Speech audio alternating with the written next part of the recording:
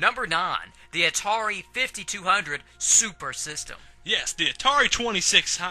wait a minute. Did you say 5200? Super System. What could be so super about the 9th worst console of all time? The size, Gooch. The size. This console being one of the biggest systems ever created. Not an exaggeration.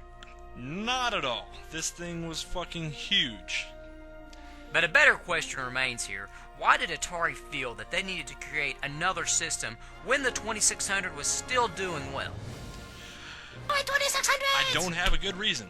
Now, it's true that they were feeling pressure from the Intellivision and the ColecoVision, but still, it really didn't justify Atari spending all this extra money to create a system that sucked monkey balls. Again, it's probably just some greedy company wanting our money. Seriously. Man, look where it got them. It's better than the predecessor, but at the same time, is it that much better? No, the negatives really bring it down. Oh man, and let's get started on the negatives. The 5200 had its fair share, earning its spot as number 9 on this list. Let's talk about games, and a lack of games. The system only had about 70 games, and sadly, the vast majority of them were remakes of 2600 games that just looked better. I mean, seriously, why the fuck would you buy this system to play games that you owned on the 2600? Why couldn't you play your 2600 games on your 5200? You couldn't. You could play your Atari 2600 games on other consoles that were competing with the 2600, but not on the next system Atari came out with. That's sort of true, Gooch. The Atari Corporation realized this, that people still wanted to play their 2600 games, so they made a converter that you had to buy separately that plugged on top of your 5200 so you could play your 2600 games. Yeah, a great converter. The thing's as big as a fucking 2600. That doesn't really... Oh, it just pisses me off. It just adds to the behemoth. You'd have been better off just to put your 2600 on top of your 5200 Yeah. and played your games. Seriously, you could just let them both fuck each other in the ass while you play games from the past. Another negative is when Atari came up with the revolutionary automatic TV switch box, which hooked from the back end of your Atari 5200 into your TV, but while at the same time controlling the power source. Gooch, this was the black box of death. Yeah, this thing was horrible. I mean, seriously, what? We made fun of the 2600 saying it was difficult to hook up and blah, blah, blah, blah, blah. But we were joking. This thing on the 5200 could seriously set your fucking house on fire. Major safety hazard. Yeah. So bad so that they actually fixed this in the redesign of the system. Having the standard 2-port system, one for the power outlet and one going into your TV.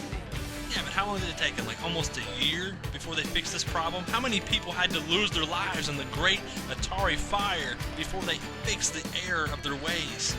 May God have mercy on their souls. Bastards. Okay. So, other than, being the world's largest paperweight, having a game library of rehashes, and potentially setting your house on fire, what else could bring this thing down? What could keep it from being twice as good as the 2600?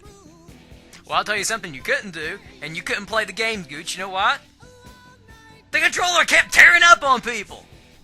What? Of all the problems with this system, the controller is the weakest link? This is the Achilles heel of the 5200. It was the cheap-ass controller that the Atari Corp sent out with it.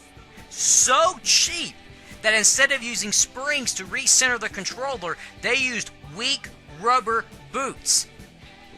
Why? Because it was so much cheaper to make. The engineers at Atari even warned the executives not to ship it out this way, saying the prototype was weak and it would tear up real easy. Well, the executives think, hey, it's cheaper. It's going to be less expensive to make. Let's send it out there and sell it for twice as much. Ding, ding, ding, ding, ding, ding, ding. Instant loser. See how far I got you? Saving a buck didn't do fuck. Okay, well, I mean, the controller didn't work for shit, but at the same time, through some crazy coincidence, it still made some innovations. Innovations? It tore up within hours of gameplay. What innovations could this controller have had? Well, technically, even though it didn't function properly, it was an analog controller, way back in the day before the N64 and whatnot. It had start, pause, and reset buttons on the controller, which, was really new for the time. It had 4 buttons on the sides of the controller. And what else did it have? Oh, it had a keypad. A keypad, so you could use it as a calculator? No. You could make phone calls with it? No. Then what purpose did the keypad have? See, nobody really knows. It seemed like everything had a keypad, so why not the Atari 5200 controller? Point taken. Yeah, I mean, the trackball had a keypad. The trackball had 2 keypads. What? Why the fuck do you need 2 keypads? The better question is this: what is the trackball? What is the trackball? I'll tell you this much: it's the size of a Nintendo Entertainment System. Why?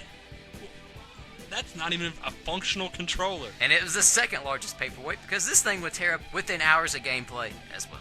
So just after 2 short years, the 5200 was thrown out in the garbage as Atari was getting ready to release the all-new 7800 model, which Gooch defies all logic because the 2600 was still selling consoles and still making money.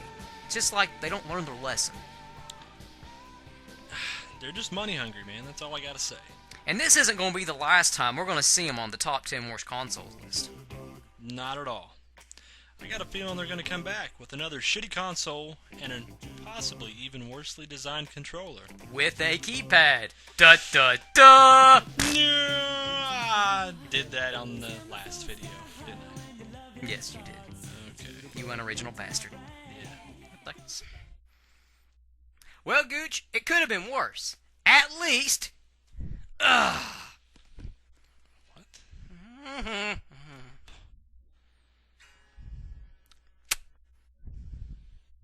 You didn't start the fire. The Gooch and Dooshebag show. Give Atari to 5200 blues. Where was the music coming from? What? Movie maker, editing, dipshit. We'll see you next time. What number? 7. 8. Number 8.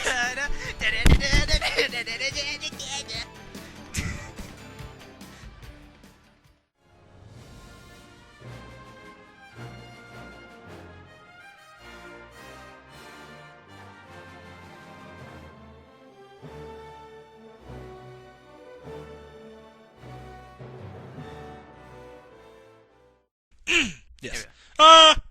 Give me a loud thing on the mic. Okay.